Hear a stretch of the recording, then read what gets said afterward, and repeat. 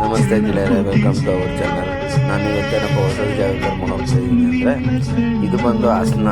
ನಾನು ಹೋಗ್ತಾ ಇರೋದು ನಾನು ನಮ್ಮ ಫ್ರೆಂಡ್ಸ್ ಎಲ್ಲ ಒಂದು ಪ್ಲ್ಯಾನ್ ಮಾಡಿ ಇಮಿಡಿಯೇಟಾಗಿ ಪ್ಲ್ಯಾನ್ ಮಾಡ್ದೋ ಹೊರಡೋಣ ಅಂತ ಹೊರಟಿದ್ದೆ ನಾವು ಹಾಸನಕ್ಕೆ ಡೈರೆಕ್ಟಾಗಿ.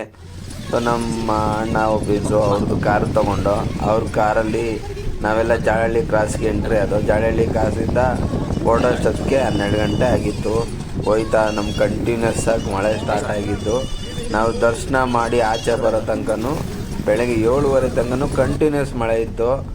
ಇನ್ನೊಂದೇನಪ್ಪ ಅದೃಷ್ಟ ಅಂದರೆ, ನಾವು ಹೋಗಿ ಆಚೆ ದರ್ಶನ ಮಾಡಿ ಬಂದಿದ್ದ ತಕ್ಷಣ ಮಳೆನೇ ನಿಂತೋಯ್ತು.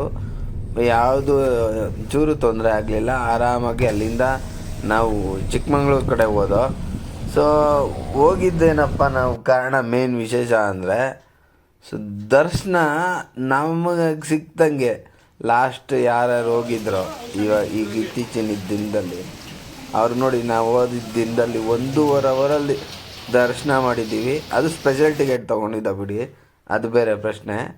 ಸೊ ಟಿಕೆಟ್ ತೊಗೊಂಡು ಹೋಗಿದ್ದರಿಂದ ಆದರೂ 1.5 ಅವರ್ ಆಯಿತು. ನಾರ್ಮಲ್ ಇದು ಸಾರ್ವಜನಿಕ ದರ್ಶನ ಮಾಡ್ತಾರಲ್ಲ, ಧರ್ಮ ದರ್ಶನ, ಅವರು ಕೂಡ 1.5 ಅವರಲ್ಲಿ ಮಾಡಿದ್ದಾರೆ. ಆದರೆ 11:30ಗೆ ಲೈನಲ್ಲಿ ನಿಂತ್ಕೊಂಡಿದ್ದಾರೆ. ರಾತ್ರಿ 11:30ಇಂದ ಸ್ಟಾರ್ಟ್ ಮಾಡಿ ಬೆಳಗ್ಗೆ ತನಕನೂ ಸೊ ಲೈನಲ್ಲಿ ಕಾದು ಹೋಗಿದ್ದಾರೆ. ಆದರೆ ನಾವು ಹೋಗಿದ್ದು 5:30ಗೆ ಹೋಗಿ ಒಂದು 6:30 ಅಷ್ಟೊತ್ತು 7 ಗಂಟೆ ಅಷ್ಟೊತ್ತಿಗೆ ಆಚೆ ಬಂದು. ಸೊ ತುಂಬ ಚೆನ್ನಾಗಾಯಿತು ದರ್ಶನ. ಸೊ ಯಾಕೆ ಹೇಳ್ತೀರಾ, ದರ್ಶನ ಮಾತ್ರ ಬೆಳಗ್ಗೆ ಎಲ್ಲ ಅಷ್ಟು ಬೇಗ ನೋಡಿ ಲೈನ್ ಅಷ್ಟಿದ್ರೂ ಆರಾಮಾಗಾಯಿತು ದರ್ಶನ. ನಾನು ಇದೇ ಫಸ್ಟ್ ಟೈಮು ದರ್ಶನನ ನೋಡಿದ್ದು. ದರ್ಶನ ಮುಗಿಸ್ಕೊ ಬರ್ತಾ ಇದ್ದಂಗೆ ಆಚೆ ಕಡೆ ಪ್ರಸಾದ ಕೊಟ್ಟರು. ಪ್ರಸಾದ ತೊಗೊಂಡು ಲಾಡು ತೊಗೊಂಡು ಆಚೆ ಬಂದು. ನಮಗಂತೂ ನಿಜವಾಗ್ಲೂ ಇದೊಂಥರ ತುಂಬ ಕಷ್ಟ ಅಂದ್ಕೊಂಡಿದ್ದೆ. ಪ್ರತಿ ಸತಿ ಅಂದರೆ ನಾನು ಹೋಗಿದ್ದಿದೆ 3ನೇ ಸತಿನೋ 2ನೇ ಸತಿನೋ, ಇದು ರಶ್ ಇರಲಿಲ್ಲ. ಲಾಸ್ಟ್ ಟೈಮ್ ಇದೇ ಜಾಗದಲ್ಲಿ ನಿಂತ್ಕೊಂಡು ದರ್ಶನ ಮಾಡಿ ಬಂದಿದ್ದೆ. ಸೊ ಆವಾಗ ಅನಿಸಿತ್ತು ದೇವಿ ದರ್ಶನ ಯಾವಾಗ ಕೊಡ್ತಾಳಪ್ಪ ಅಂತ.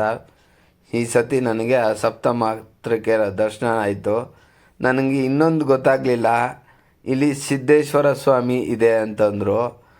ಅಂದರೆ ಸಪ್ತಮಾತೃಕೆಯರ ತಮ್ಮ. ಸೊ ಅದನ್ನು ನೋಡೋಕ್ಕೆ ಆಗಲಿಲ್ಲ ದೇವಸ್ಥಾನಕ್ಕೆ. ರಾತ್ರಿ ಇಡೀ ಅದೇ ಥರ ಮಳೆ ಇದ್ದಿದ್ದ ಕಾರಣ ಹೊರಟ್ಬಿಡೋಣ ಅಂತ ಹೊರಟ್ಬಿಟ್ಟು.